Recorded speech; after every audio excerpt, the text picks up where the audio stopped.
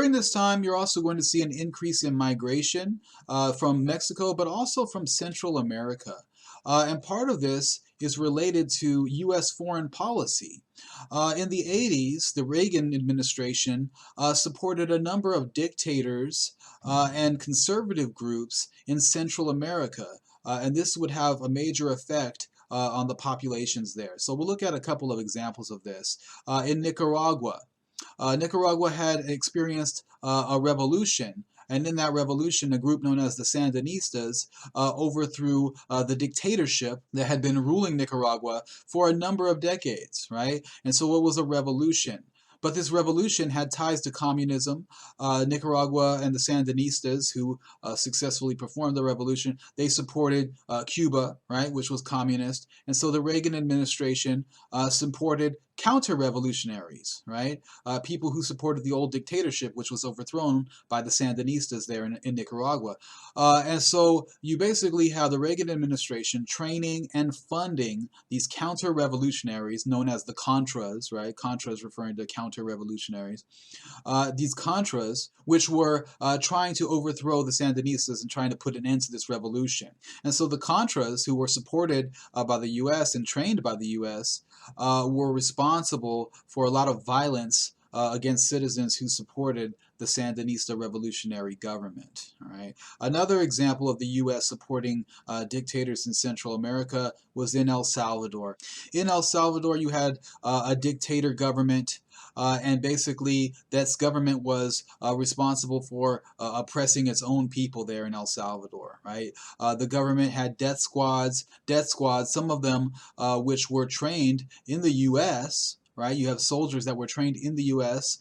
In the School of the Americas, and these death squads, which were U.S. trained and trained by the CIA as well, were also funded by the U.S. And these death squads, as the name sounds, they were out killing people, right, in El Salvador to try to repress the population who was speaking out against this dictator government. Okay, and so an example of these death squads who were funded by the U.S. and trained by the U.S. in some cases, who were attacking the citizens of El Salvador is the massacre that occurred at the town of El Mozote. And El Mozote basically was a small town, and this town was attacked by a death squad.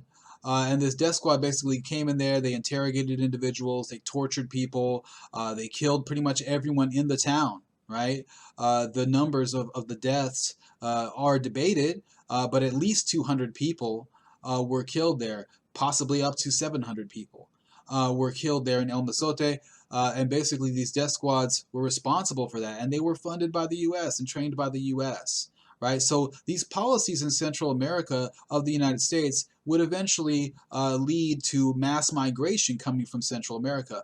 And Mexican Americans in general did not support this foreign policy by the Reagan administration, right? They felt that the Reagan administration should not be supporting violence there in Central America by supporting these dictatorships. All right. And so ultimately, you'll see a lot of migrants coming from Central America fleeing the violence that was happening in their home countries. And so there's this big surge in migrants coming to the United States, right?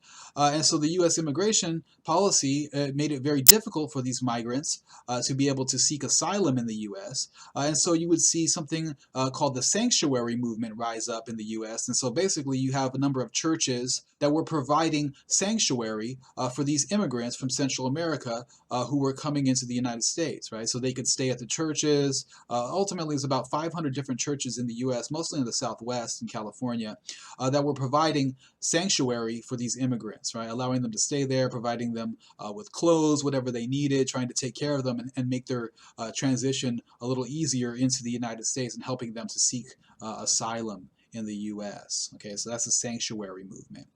And so a lot of this is related to the U.S. supporting these dictatorships there in Central America.